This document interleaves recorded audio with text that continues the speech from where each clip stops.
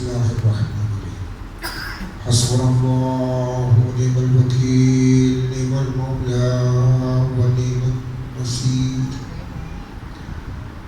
اعوذ باللہ من الشیطان الرجیم بسم اللہ الرحمن الرحیم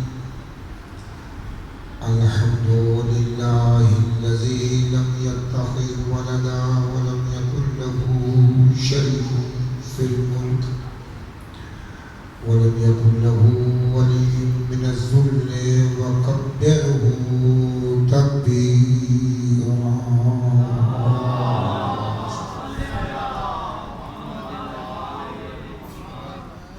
الصلاة والسلام والتحية والإكرام على الرسول النبي الأمي الذي أرسله بالحق بشيرا ونذيرا وداعيا إلى الله بإذنه وسراجا منيرا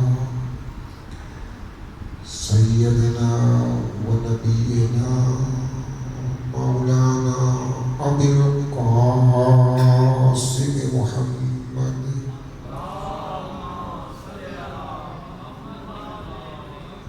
وعلى أهل بيته الطيبين الطاهرين المعصومين المظلومين المنتخبين المنتجبين الذين أذهب الله عنهم الرجس وطهرهم تطهيرا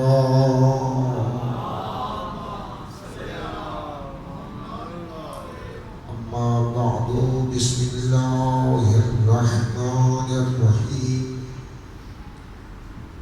يوم ندعو كل أناس بإمامهم صلوات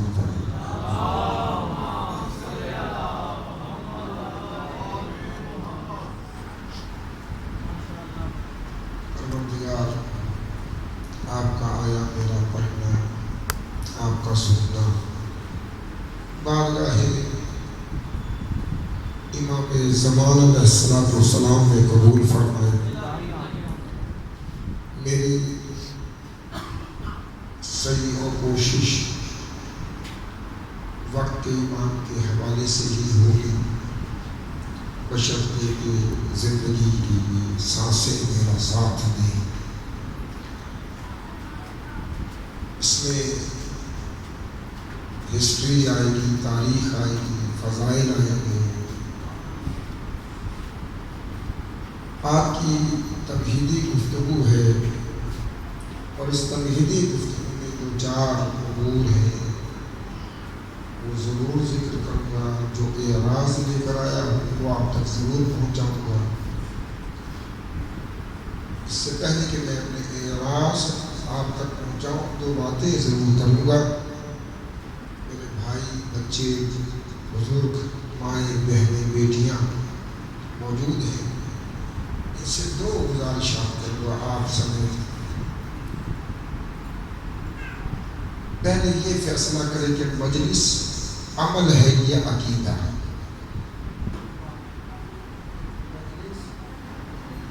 عمل ہے یا عقیدہ.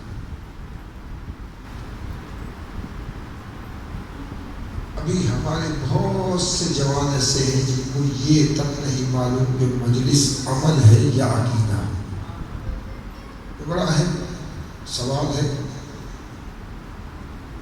تو یہ مجلس عمل ہے اس عقیدے کا جس کو دل کی گہرائیوں میں چھپایا ہوا ہے.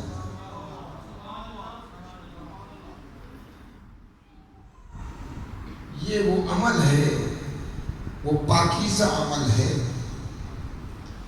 کہ جس عمل کی وجہ سے میرے ایمان میں اضافہ ہوتا ہے.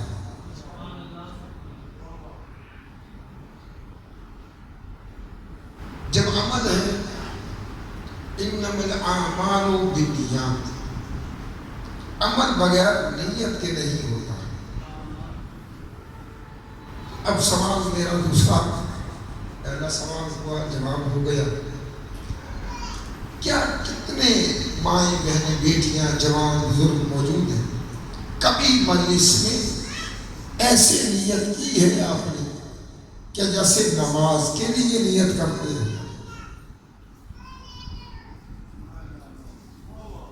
بہت بڑا پیغام دیا میں نے آپ کو.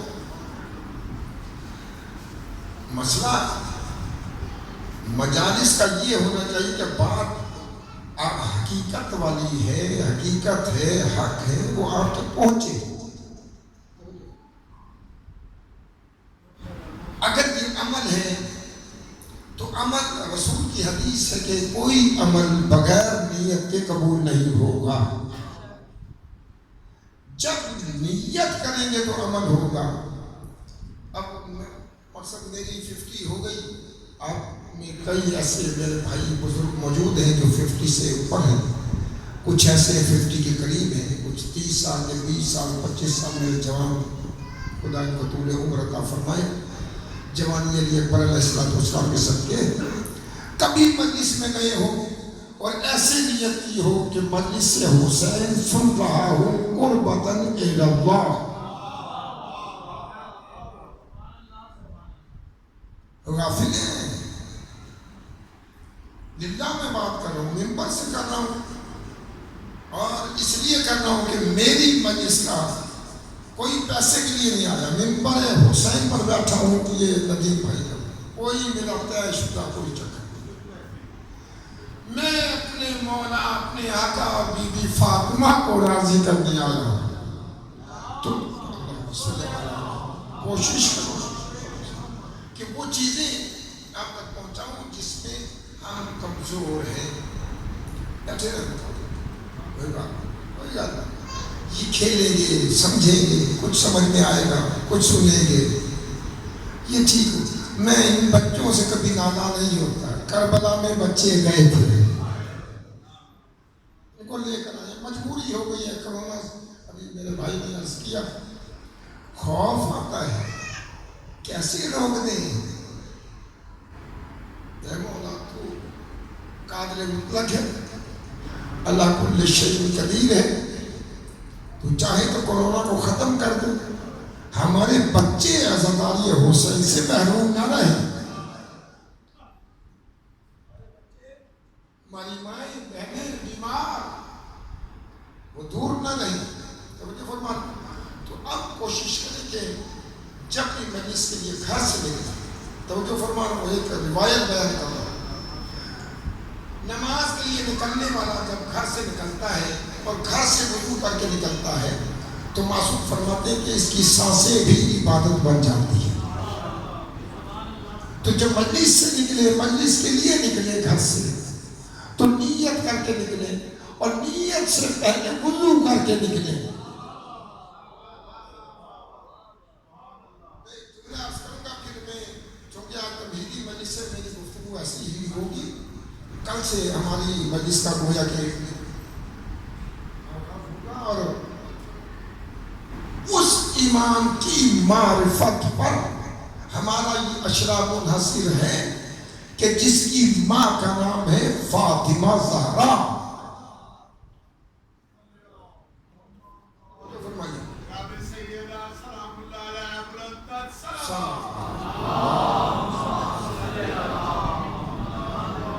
اے میری ماں، اے میری بہنوں، اے میری بیٹیوں، اے میرے بزرگوں، اے میرے بھائیوں، حسین کے دروازے پہ آتے ہو، وضو کر آیا، ناراض نہ ہو. اور اس کے لیے ایک دلیل دوں گا، پھر میں آگے اپنے موضوع کی طرف آؤں گا. سب ذاکر علماء، خطبہ، مقررین یہ پڑھتے ہیں پر پڑھا کر روایت کہ سن 11 ہجری رسول کی رحلت کا زمانہ، اور آخری 6 مہینے رسول دروازے بطول پر آتے تھے نماز صبح کی.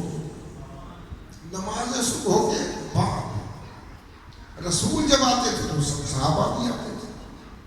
کبھی غور کیا ہی نہیں.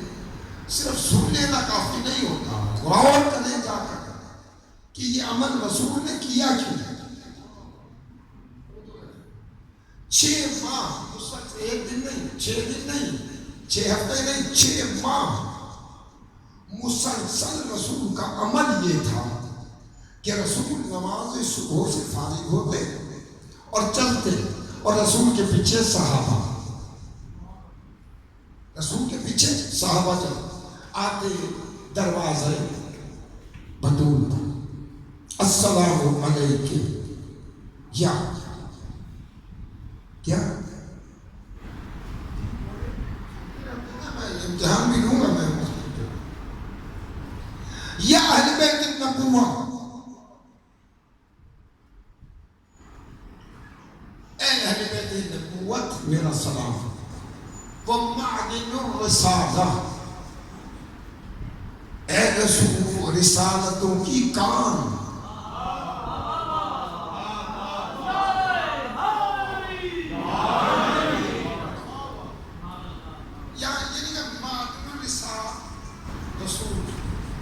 رسالت معدن الرسالہ، اے رسولوں کے نکلنے کا مرکز، تھوڑا سا میرے ساتھ ہے، یعنی بطول کا گھر یہ گھر نہیں ہے، یہاں سے رسالتیں پھوٹتی ہیں،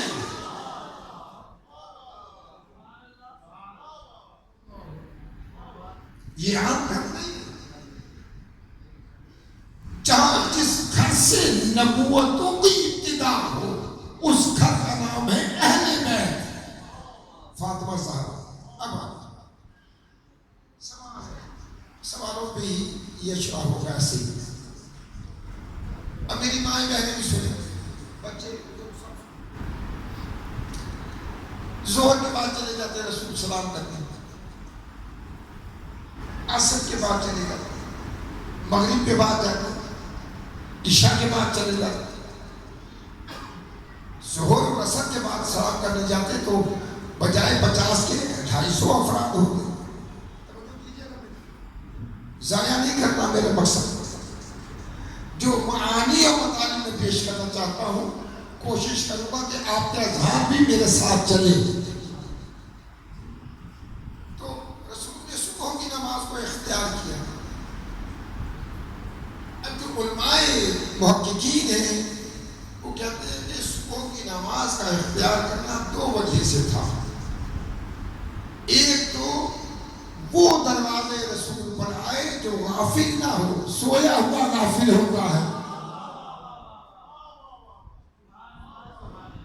غافل ہوتا ہے، اور میں موضوع سے ہٹا نہیں ہوں، آپ کا یہ موضوع چلے امام کی حدیث ہے، اور اس کو تواترہ میں آئے ہیں تو ایک حدیث اور بھی لیا گیا ہے کہ جب صبح کی اذان ہوتی ہے تو جو آل محمد سے الفت و محبت رکھتا ہے اس کے کان میں امام زمانہ کی آواز پڑتی ہے۔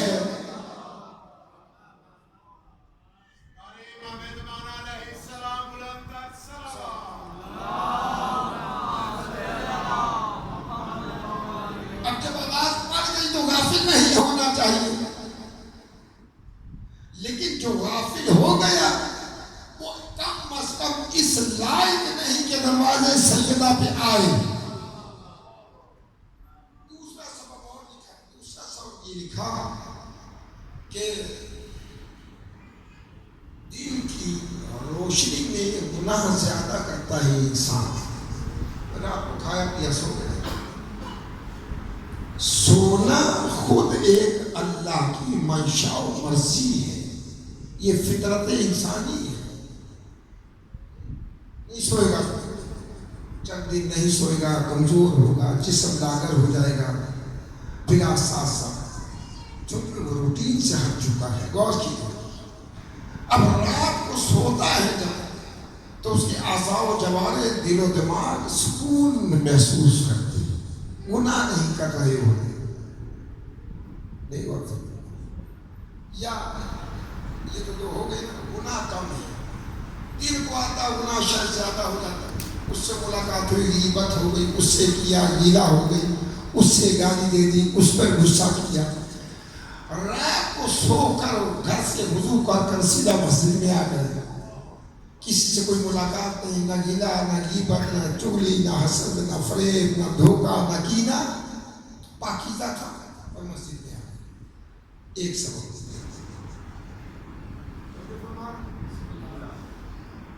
جب یہ آیا تو روح پاکیزہ تھی،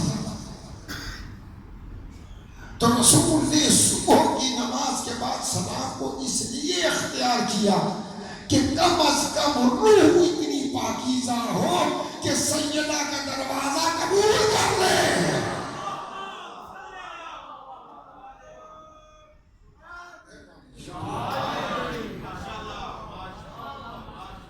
اس لائق روح ہو جائے کہ دروازہ بطول پر آ کر سلام کرنے کے قابل ہو۔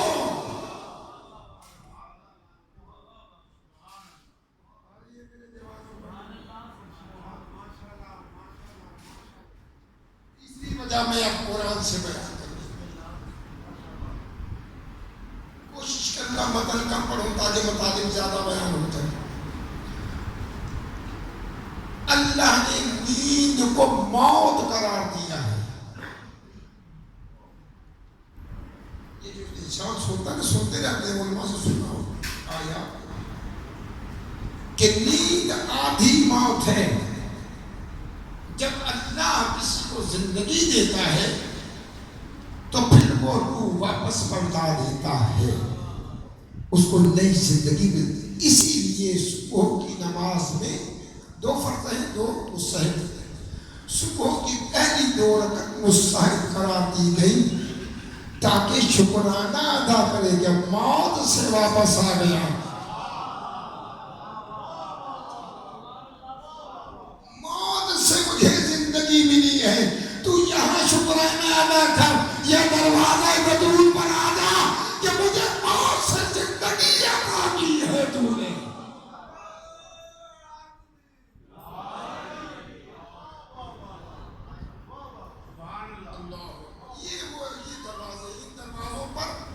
طاہر بن کر آئے روح کو،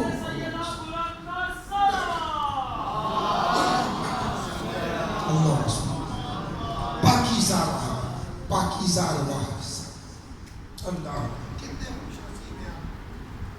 کتنی عظمت ہے آپ لوگوں کی، خدا کی قسم ہے۔ ابھی بچوں کے بارے میں کیا رہا، کسی ایک عزادار کی پائے خاک کے برابر بھی میں اپنے آپ کو نہیں سمجھتا، جو عزت ہے، لیکن وہ عزادار اپنی حیثیت کو خود سمجھے۔ میں آپ کو چاہے جو مرضی سمجھوں، جو آل محمد کے دروازے پہ آ جاتا ہے اس کی عظمت میں اتنا اضافہ ہو جاتا ہے، جب مر بھی جاتا ہے تو معصوم کہتے ہیں یہ زندہ ہے۔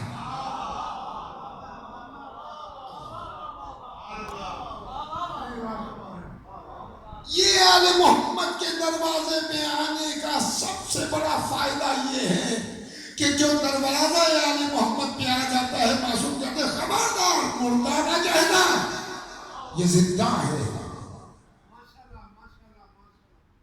تو یہ آل محمد کے دروازے پہ آنے کا سب سے پہلا فائدہ کیا ہے کہ حیات زندگی مل جاتی ہے، حیات ابدی مل جاتی ہے۔ تو امام کی معرفت ضروری کیوں ہے؟ ترجمہ سمان فرمائیں، یوم ندعو اللہ اناسب امام ہے، قیامت کے دن ہم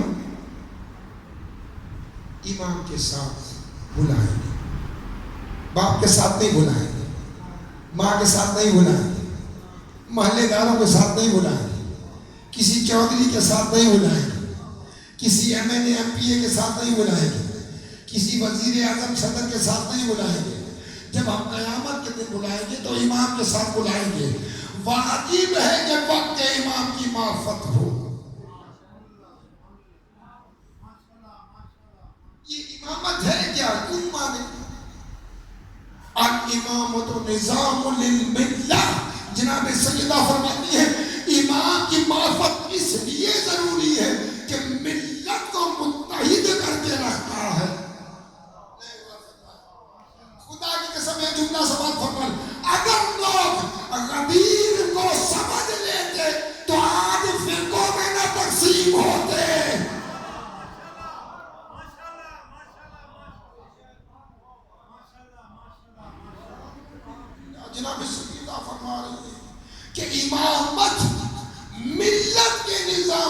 संभालने का नाम है।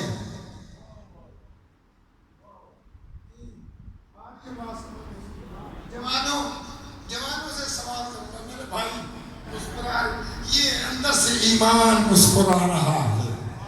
अल्लाह सवालात करने का आदी हूँ मैं, जिसमें जुम्मे के खुतबे देता हूँ तो ज़ाहिर चले जी माशाल्लाह। किसी आवाज में ऐसी नहीं बोलूंगा कि जिससे आपके अकायद पर ज़र्ब आ रही हो, या आपके अकायद यकीन की मंजिल को छोड़कर शक की कश्ती में सवार हो जाए। मेरे जुमलों को गौर न ज़ाया न करें। यानी ईमान यकीन का नाम है। अच्छा, अब मैं सवाल करूंगा अपने चाहने वालों से। कल से फिर हमारी जो टीम शुरू होगी। इमामत अफजल है ये विलायत, करंट मौजूद है ना आजकल का। ये इशूज हमारे मजहब में आ गए जिन्होंने हमारी शीयत को तोड़ना शुरू कर दिया।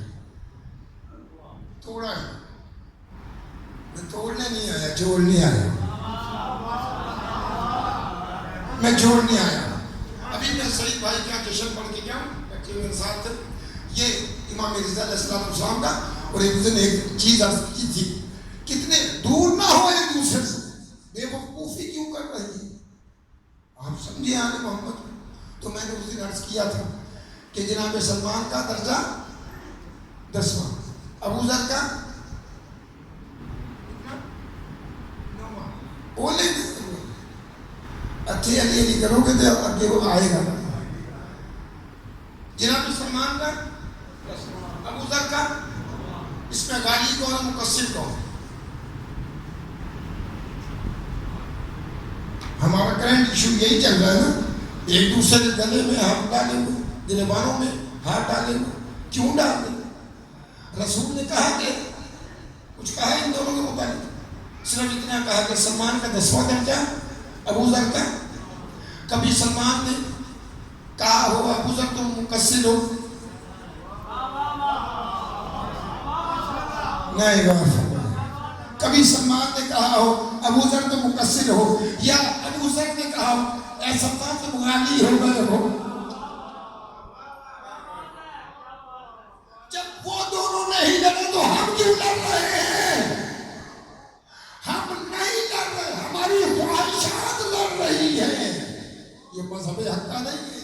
मजहब हक्का ये है, ये पांचों बड़ी, ये छोटी है, ये छोटी है, ये उससे बड़ी है। हमारी ये है कि ये पांचों बुनियां इकट्ठी रहे। जवाब तो वहां है। निजाम इमामत निजाम उमूर को संभालना है। तो जो फरमाया, तो मैंने सवाल क्या किया आपसे कि इमामत अफजल है या विलायत?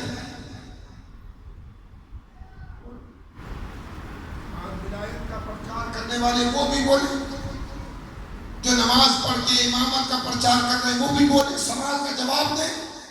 अकीदा है, अकीदा दुरुस्त है तो ईमान ठीक है, और अगर अकीदा बातिल है तो नमाजें पढ़ते रहो कोई कबूल नहीं, रोजे रखो कोई कबूल नहीं, हज करो कोई कबूल नहीं। अकीदा दुरुस्त करना है, ईमान दुरुस्त होना चाहिए। बताएं कि इमामत अफजल है या विलायत? कोई है जवाब देने? तो मैं माज़रत के साथ कहूंगा, एक आदमी ऐसा भी होगा जिसने 1000 मजलिसें सुनी, 1000 मजलिसें सुनने के बाद अपने अकीदे को सिर्फ इब्तिदाई लफ्जों तक भी ना ला सका, तो वो हुसैन तक कैसे जाएगा?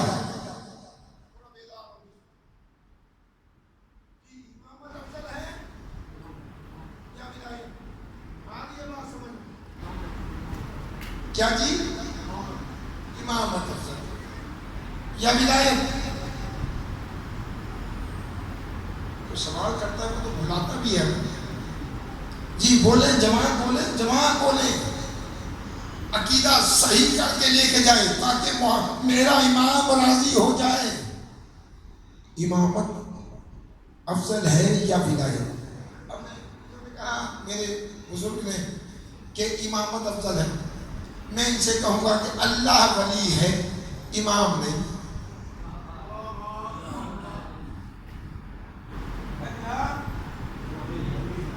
امام نہیں. ہماری بات سمجھ میں بگڑ تو نہیں رہا عقیدہ. یہ چھوٹی چھوٹی چیزیں میں نے بیان کی ہیں. آج پریشان بیٹھا ہے مجمع. کیا افضل ہے؟ امامت افضل ہے. صحیح کہا ہے بزرگ ہیں. عقیدہ مضبوط ہے، امامت مضبوط ہے. امامت کا عقیدہ ٹھیک ہے. امامت افضل ہے ولایت سے. اگر ولایت افضل ہوتی تو اصول دین میں امامت نہ ہوتی، ولایت ہوتی.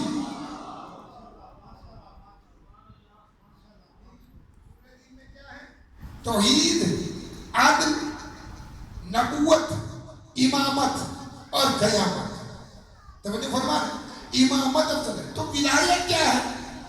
ولایت نظام امامت کے تحت جو کارہائے خیر انجام دیں گے اس کا نام ہے ولایت.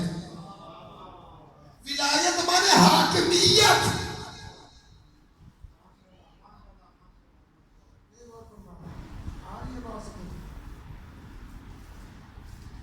اس لیے معرفت امام زمان یا ہر زمانے من مات ولم یعرف امام زمانے ہی مات میتۃ الجاہلیہ.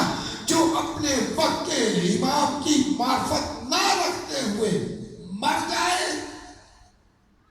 مات میتۃ الجاہلیہ، وہ جہالت کی موت مر گئی. جہالت کی موت. یہ جہالت کا ہم نے لفظ استعمال کیا ہے. من مات ولم یعرف امام زمانے ہی مات میتۃ الجاہلیہ. جو وقت کے امام کی معرفت نہ رکھتے مرے گویا کہ وہ ہلاک ہو گیا. وہ ہلاکت ہے. جو امام کی معرفت نہیں رکھ رہا، یا وہ مشرک مرا ہے، یا وہ یہودی مرا ہے، یا وہ کافر مرا ہے. وقت کے امام کی معرفت ضروری ہے. میں اجاز شاہ صاحب کا شکر گزار ہاتھ جوڑ کر ممبر پر یہ خوشامد نہیں کر رہا.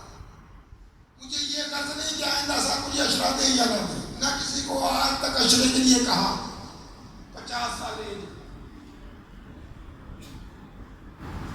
انہوں نے ایسا موضوع دیا کہ انشاءاللہ میں کچھ ہوشے ایسے بیان کروں گا کہ شاید آپ نے نہ سنی ہو. فضائل امام زمان میں ہمارے امام آپ کی، میں یہ نہیں کہہ رہا کہ علی علی کا کریں، میں تو چاروں نعرہ لگاتے ہی، لیکن میرا مقصد یہ ہے کہ ہمارے زمانے کے امام کون ہیں؟ اچھا ایک سوال، کس کے ساتھ اٹھیں گے قیامت کے دن؟ ابھی بہت سے جذباتی ہو جائیں گے. آپ اور میں قیامت کے دن جب اٹھائے جائیں گے تو کس کے پیچھے؟ امام. وہ کون سا امام ہوگا؟ جی امام زمان علیہ السلام.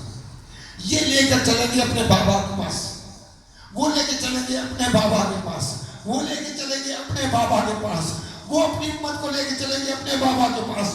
یہاں تک امام حسین لے کے چلیں گے امام حسن کے پاس، امام حسن لے کے چلیں گے امام علی کے پاس، امام علی لے کے چلیں گے رسول اللہ کے پاس.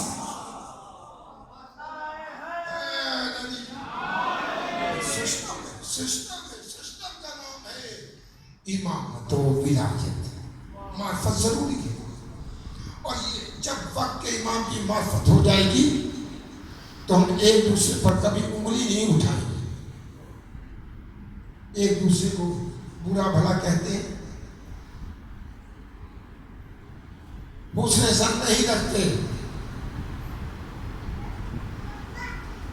جی ایک دوسرے کو برا بھلا کہیں گے، ایک دوسرے کو گالیاں دیں گے، ایک دوسرے کا مال کھا جائیں گے، ایک دوسرے کا احترام نہیں کریں گے اور پھر کہیں گے کہ سب سے بڑا مومن میں ہوں.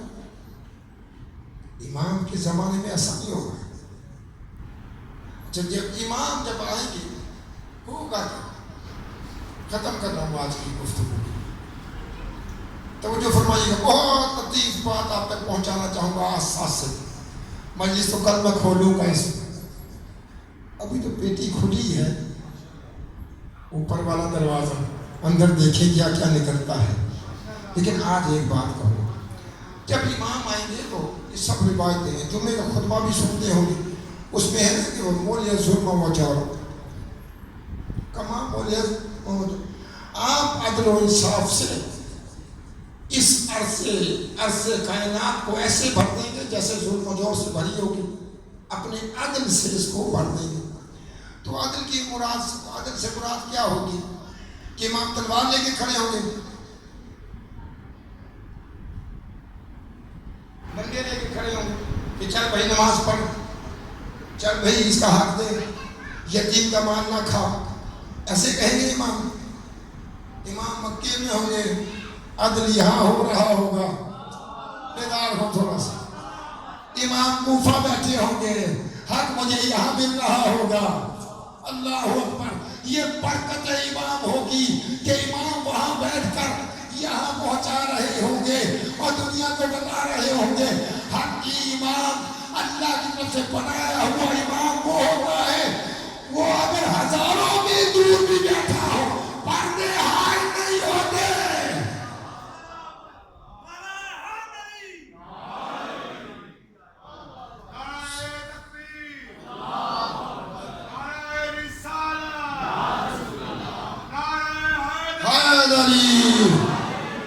مل کر دیدی لگائے نا پھر تاکہ پتا چلے نعرہ حیدری.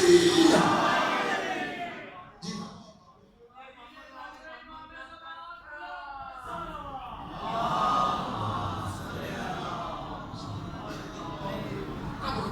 نتیجہ دے رہا ہوں اس کا کہ معرفت کیوں ضروری ہے اس امام کی.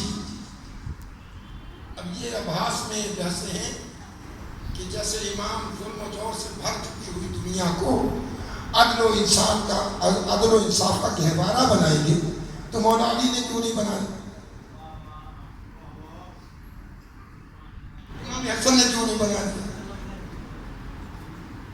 امام حسین نے کیوں نہیں بنایا؟ امام زین العابدین نے کیوں نہیں بنایا؟ جی غور فرما رہے ہیں.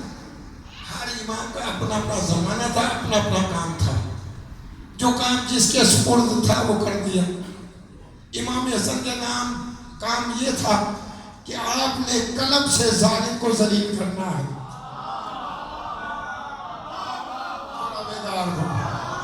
اللہ اکبر. امام حسین کا کام یہ تھا کہ یزید کا نام گالی بنا دینا ہے.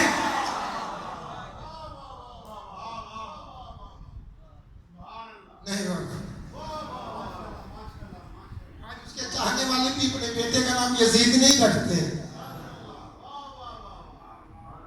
ہر امام کا اپنا اپنا کام تھا.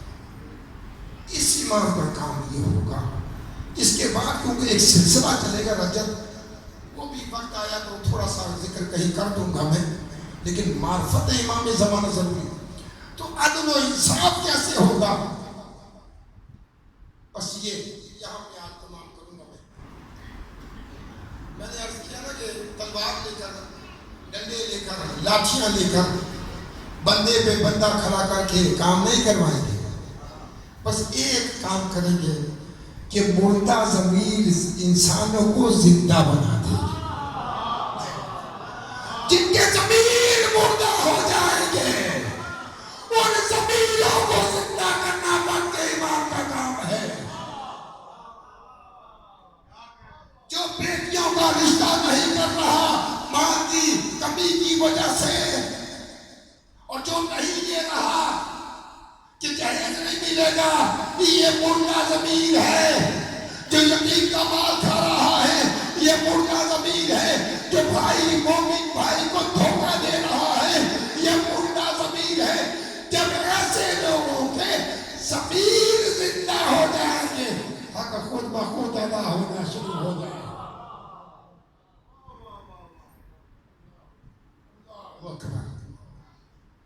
صرف معرفت نہیں, میری ماں بہنوں، بچیوں کو لاؤ، سیکھو کہ وقت کے امام کی معرفت کتنی ضروری ہے۔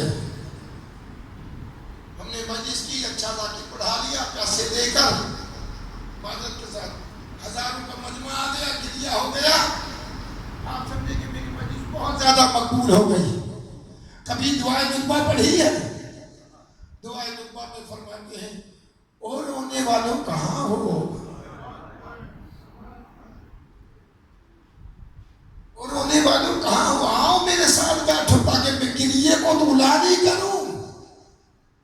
1400 سال سے رونے والا امام وہ ابھی بھی چاہ رہا کہ گریہ زیادہ ہو جائے، تو ہمارے آنسو کہاں جا رہے ہیں؟ آپ کا میرا مطمئن نظر یہ ہونا چاہیے کہ میرے آنسو اتنے پاکیزہ ہوں کہ رومال سجدہ یا رومال امام زمان علیہ السلام کی زینت بن جائیں۔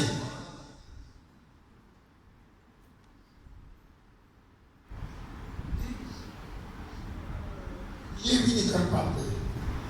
چلو کم از کم اتنا ہے، من بکا او ابکا او تباکا وجبت لہ الجنہ، اور روئے رلائے رونے جیسی شکل بنائے اس پر جنت واجب ہو جاتی ہے۔ کم از کم جنت واجب نہ ہو، میرا اپنا نظریہ ہے، آپ کا اپنا نظریہ ہوگا کہ میرے چند آنسو میرے گناہوں کو خاکستر کر دیتے ہیں، جلا ڈالتے ہیں، میرے گناہ معاف ہو جاتے ہیں۔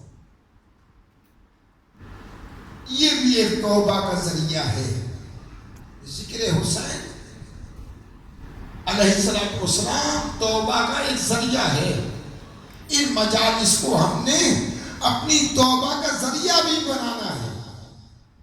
فخر نہیں کرنا کہ میں نے مجلس سن لی ہے، میں سب سے افضل ہو گیا۔ اب امام زمان علیہ السلام آپ سے مجھ سے پوچھ سکتے ہیں کہ تو نے میرے جد کا تو حق ادا کیا، میرا حق کہاں گیا؟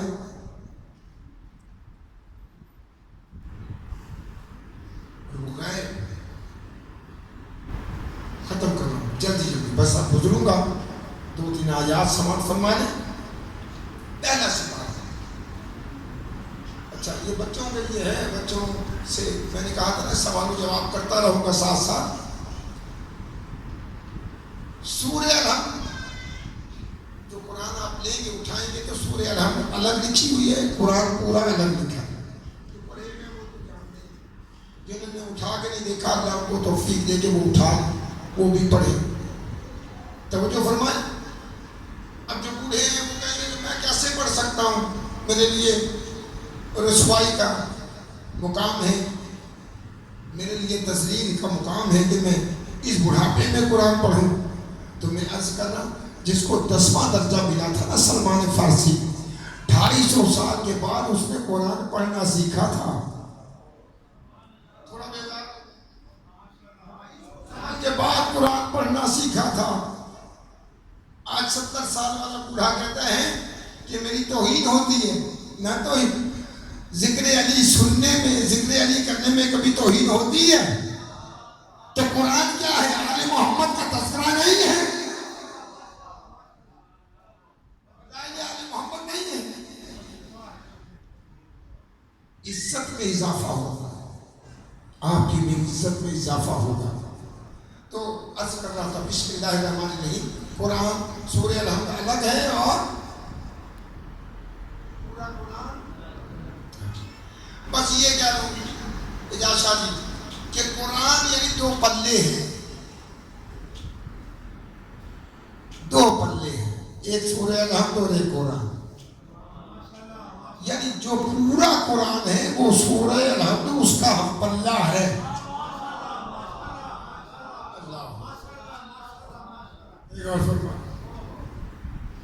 اب سورہ الحمد ختم ہوئی اور پورا سورہ شروع ہو گیا، سورہ بقرہ، یعنی قرآن شروع ہو گیا۔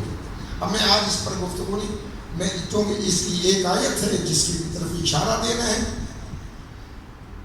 بسم اللہ الرحمن الرحیم، الف لام میم ذالک الکتاب لا ریب فیہ ہدی للمتقین الذین یؤمنون بالغیب ویقیمون الصلاۃ ومما رزقناہم کہ 72 حروف ہیں یہ حروف مقطعات قرآنی کتنے ہیں پورے 72 اس کی جب تصغیر کریں گے چھوٹا کریں گے چھوٹا کرنے سے مراد یہ ہوتی ہے کہ کاف اگر 3 مرتبہ استعمال ہوا ہے تو 1 مرتبہ لکھیں گے تصغیر میم اگر 10 مرتبہ استعمال ہوا تو 1 مرتبہ لکھیں گے اس کو کہا جاتا ہے تصغیر جتنے حروف مکرر استعمال ہوئے ہیں ان کو صرف 1 مرتبہ لکھیں گے تو یہ حروف ہو جائیں گے تصغیر میں اور جب ان کی تعداد ہم گنیں گے تو یہ کتنے بنتے ہیں معلوم ہے 14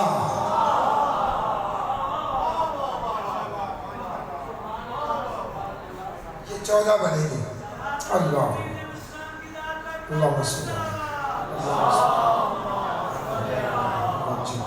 مہربانی میں ختم کر رہا ہوں آپ کی زحمت تو بسم اللہ الرحمن الرحیم الف لام میم ذالک الکتاب لا ریب فیہ ھدی للمتقین الذین یؤمنون بالغیب مومن وہ ہے جو غیب پر ایمان رکھے آج یہی ختم کر دوں گا مومن وہ ہے جو غیب پر ایمان رکھے قرآن کو مشروب نہ جانے میں نے جملہ قرآن کو مشروب نہ جانے چاہے وہ ثابت قرآن ہو یا نادی کے قرآن ہو قرآن میں شک نہ کرے اگر شک کرے گا تو خود مشروب ہو جائے گا قرآن میں شک نہ کرے ہدی للمتقین یہ متقین کی ہدایت کے لیے ہے وہ کون ہے الذین یؤمنون بالغیب جو غیب پر ایمان رکھتے ہو جنت غیب ہے ایمان رکھو فرشتے غیب ہے ایمان رکھو کتب اربع غیب ہے ایمان رکھو روح القدس ملائکہ جبرائیل غیب ہے ایمان رکھو اللہ غیب ہے ایمان رکھو جہنم غیب ہے ایمان رکھو اور بدبختوں شیطان غیب ہے اس پر یقین رکھتے ہو نبی کا بیٹا غیب ہے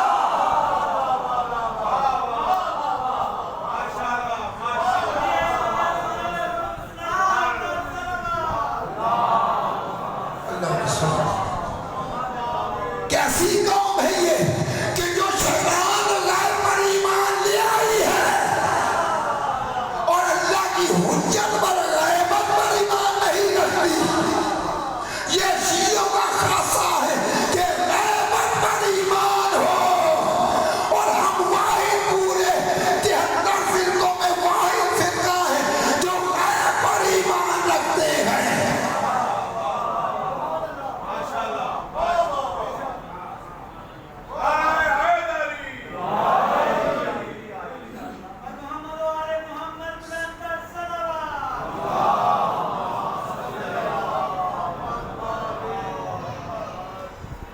سلامت رہیں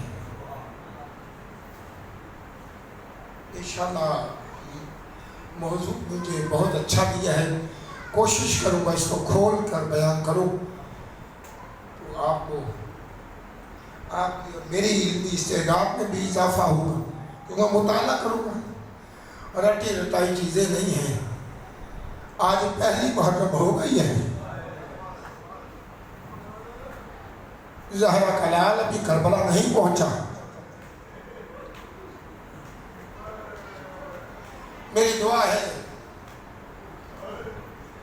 میں مراقبے والا بندہ ہوں دعا و مناجات والا بندہ ہوں مقرر خطیب میں نہیں ہوں میں تو آپ کے لیے یہی دعا کر سکتا ہوں کہ پروردگار سوائے غم حسین کے کو کوئی غم نہ دے یہ غم ہمیں کتنا پیارا ہے بیٹا نہیں مانگتے غم مانگتے ہیں بیٹی نہیں مانگتے غم مانگتے ہیں جی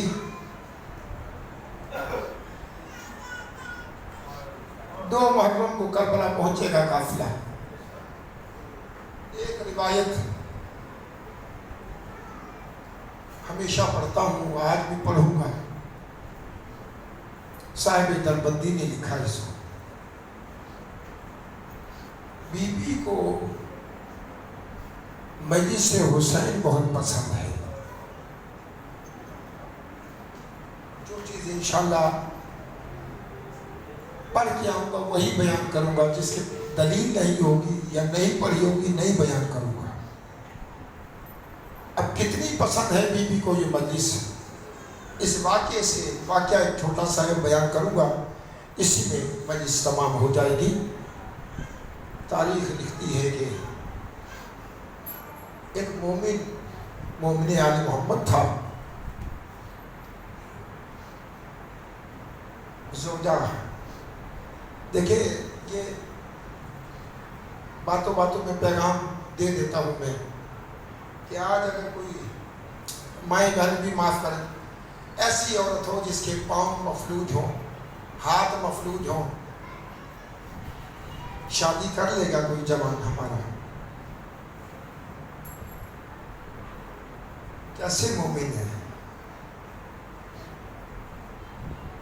ایک آنکھ نہیں ہے شادی نہیں ہوتی بچی کی، ایک ہاتھ نہیں ہے شادی نہیں ہوتی ہے، پاؤں نہیں ہے شادی نہیں ہوتی ہے. اور جس کے دونوں پاؤں نہ ہوں اس کے ساتھ کون عقد کرے گا؟ لیکن مومن آل محمد ہوگا وہ کرے گا. اس نے ایک معذور عورت سے شادی کی، اور وہ معذور عورت مومنہ نہیں تھی، مومنہ کامل تھی، مومنہ کاملہ تھی. شادی ہو گئی. شادی کے چند دن کے بعد، دولت بہت تھی، شادی کے چند دن کے بعد شوہر انتقال کر گئے. لیکن گھر میں عشرہ محرم الحرام ہوا کرتا تھا.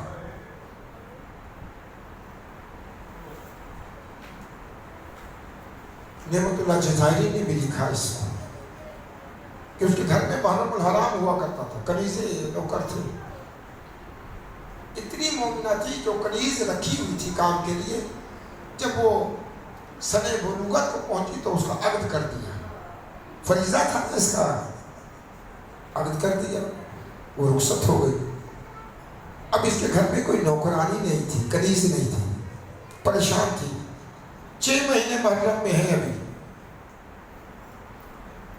پریشان تھی. ان سے کہا بھائی ہمیں کنیز کروا دو، کہیں مل رہی ہے تو خریدوا دو، جتنا پیسہ لگے گا میں دوں گا. لیکن سبب ایسا بن رہا تھا کہ کنیز مل نہیں رہی تھی. ہوتے ہوتے ذی الحج کا مہینہ آ گیا. میں نے کہا حضرت علی امام حسین ہماری گناہوں کی بخشش کا ذریعہ بھی ہو سکتی ہے. تو جو سمجھ تو ذی الحج کا مہینہ آ گیا. اب اس کی جو شدت محبت تھی محرم کی وہ زیادہ بڑھی. آپ لوگ تو آئے ماشاءاللہ، خدا سلامت رکھیں، خیال کرتے ہوں گے کہ بیت سادات میں عشرہ ہوگا ہم جائیں گے. لیکن اس کی زیادہ فکر شاہ صاحب کو ہوگی نا، جو بانیین ہیں ان کو ہوگی نا، کہ مومن آئیں گے کیسے آئیں گے، ان کو کیسا استقبال کرنا ہے، ان کا کیسا احترام کرنا ہے، ان کے بیٹھنے کی جگہ کیسی ہونی ہے، پنکھے کتنے لگے، یہ سب انہوں نے سوچ رہے. ذی الحج کا مہینہ آ گیا اور اس کی محبتیں امام حسین میں اضافہ شروع ہو گئی. حتیٰ کہ 10 ذی الحجہ گزر گئی اور روتی پیٹتی گزارتی رہی، یہاں تک کہ جب آخری ہفتہ آیا تو میں پڑھ رہا تھا کہ اس کا چہرے کا رنگ زرد ہو گیا اور اٹھتے بیٹھتے بی مجھے معاف کر، سیدہ مجھے معاف کر، شاید مجھ سے کوئی خطا ہو گئی، شاید مجھ سے گناہ ہو گیا کہ میرے گھر میں فرش ادا نہیں بچھے گا، میرے گھر میں فرش ادا نہیں بچھے گا، مجلس حسین نہیں ہوگی. اور رو رہی ہے.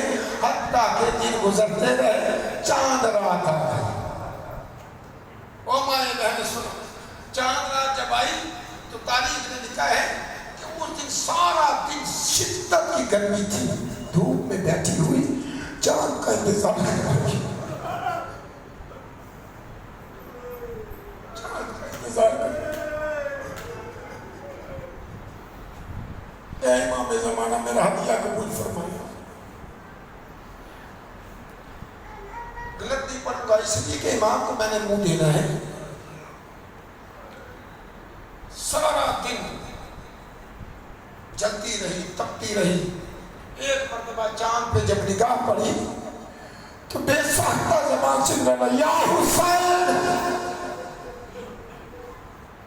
ہائے میرا غریب حسین، اور رو کر ایک جملہ کہا چاند کو دیکھ کر، چاند تو نکل تو آیا ہے پر میں معذور، میں ضعیف، میں تو اپنے آقا کا پرسہ بھی نہیں دے سکتی، کنیز کا اہتمام نہیں ہوا، فرش عزا کون بچھائے گا، نیاز کون تیار کرے گا، جھاڑو کون دے گا، پانی کون بھرے گا، مومن کو اطلاع کون دے گا؟ رو کر کہتی ہے فاطمہ زہرا تجھے حسین کا واسطہ، اگر مجھ سے کوئی خطا ہو گئی ہو تو معاف کر دینا۔ بچہ سے معافی مانگی، دروازے پہ دکل پار ہوا، میں نے پڑھا ریگتی ہوئی گئی دروازے کی طرف، دروازہ کھولا، دیکھا ایک بی بی کھڑی ہے، اے مومنہ سنا تجھے کنیز کی ضرورت ہے؟ کام کیا ہے؟ کہا میرا ذاتی کام کوئی نہیں، تو پھر رکھنا کیوں جا؟ کہا 10 دن کے لیے محرم کے لیے مجلس سے حسین کے لیے۔ کہا کام بتا؟ کہا فرش عزا بچھانا ہوگا، مومنین آئیں گے سبیل تیار کر کے رکھنی ہوگی، نیاز تیار کرنا ہوگا، مومنین کو اطلاع دینی ہوگی۔ اس نے کہا مجھے منظور ہے، رکھ لیا، حجرہ دے دیا، وہ رہنے لگی، مجلس روز ہوتی تھی، روز جھاڑو دے دی جاتی تھی، فرش عزا بچھا دیا جاتا تھا، پانی بھر دیا جاتا تھا، نیاز تیار ہو جاتا تھا، مومنین کو اطلاع دی جاتی تھی، سب آ کر نیاز کر کے چلے جاتے تھے۔ لیکن یہ 10 دن تک سلسلہ 9 دن تک چلتا رہا کہ یہ مومنہ ایک مقام پر غور کرتی رہی کہ جو اہل کنیزیں تھے جب فرش عزا لپیٹ دیا جاتا تھا مجلس کے بعد جا کے سو جاتی تھی۔ یہ عجیب ہے کہ کبھی کہیں مومن کی جگہ پر بیٹھ کے رو رہی ہے، مومن گھر چلے جاتے ہیں، کبھی کسی مومن کی جگہ پر جہاں مومن رو رہے تھے وہاں بیٹھ کے روتی ہے اور دعا کرتی ہے، کبھی اس جگہ کبھی اس جگہ کبھی اس جگہ، اور رونے میں شرم نہ کرنا، اور حسین کا مسائل سلامت رہے اجرکم اللہ۔ یہ دیکھتی رہی، غور کرتی رہی، جب نبی محرم آئی تو اس نے ہر کام کو جلدی جلدی انجام دینا شروع کیا، اس نے روکا ٹوکا نہیں، لیکن دیکھ رہی تھی ہر کام جلدی جلدی کر رہی ہے، جیسے کوئی پیچھے سے مصیبت آنے والی ہے۔ فرش عزا بچھ گیا، جھاڑو لگا دی گئی، فرش عزا بچھ گیا، پانی لگا دیا گیا، مومن آ گئے، نیاز تیار کر دی، اب تیار، ابھی مومن آ رہے ہیں، اب یہ آ کر ہاتھ جوڑ کر کہتی ہے نقاب پوش اب مجھے اجازت دے دے، شرم نہیں کرنی، اب مجھے اجازت دے دے۔ کہا نہیں مومنہ، آج تو شب عاشور ہے، تجھے کیسے اجازت دے دوں، آج تو بیویاں پریشان ہے اور کل 10ویں کا دن ہے، کل تو عباس سے معذور رہیں گے، سکینہ کو تماچے لگیں گے، قاسم کے جسم پر گھوڑے دوڑائے جائیں گے، علی اکبر کے سینے میں برچھی لگے گی۔ آج نہ جاتا، کل چلی جاتا مغرب کے پاس۔ کہا نہیں مجھے آج جانا ہے، آج ہی جانا ہے، بہت ریکویسٹ کی، آخر میں معذور تو تھی، بیٹھی ہوئی تھی، مومنہ کھڑی تھی، دونوں ہاتھ اپنے اس مومنہ کے پاؤں پہ رکھ کر کہتی ہے آج کی شب رک جانا، آج کی شب رک جانا، علی کی بیٹیوں کی دعاؤں کی راتیں ہیں۔ کہا نہیں میرا کوئی انتظار کر رہا ہے، میں نہیں رک سکتی۔ جب دیکھا نا کہ نہیں رک رہی، کہتی اچھا ناراض تو نہیں ہوگی؟ کہا نہیں۔ گئی حجرے، ایک تھیلی نکالی درہم و دینار کی، لا کر اس نقاب پوش کے ہاتھ پہ رکھ دی اور رکھ کر کہتی ہے ہدیہ بہت تھوڑا ہے، ہدیہ بہت تھوڑا ہے، تو نے کام بہت بڑا کیا ہے، محمد کی بیٹیوں سے اور محمد مصطفیٰ سے، علی مرتضیٰ سے میری شکایت نہ کرنا۔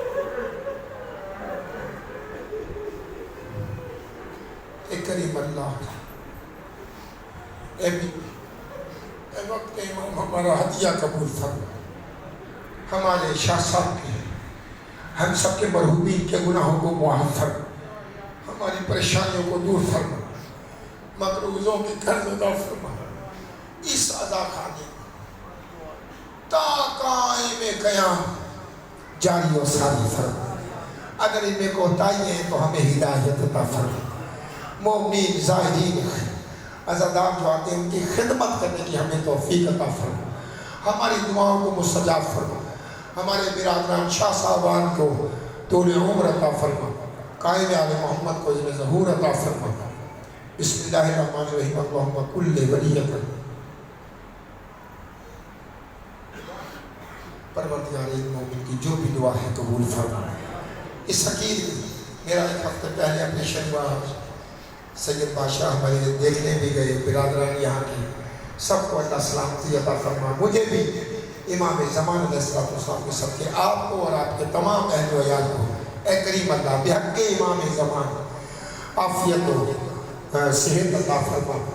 بسم اللہ الرحمن الرحیم، اللہم کل ولیک حجت ابن الحسن صلوات علیہ وعلی آبائہ فی هذه الساعة وفي كل ساعة وليا وحافظا وقائدا وناصرا ودليلا وعينا حتى تصلح مرزقا طوعا وتمتعه فيها طويلا اللهم صل على محمد وعلى محمد وعجل فرجهم ما وزقنا الصلاة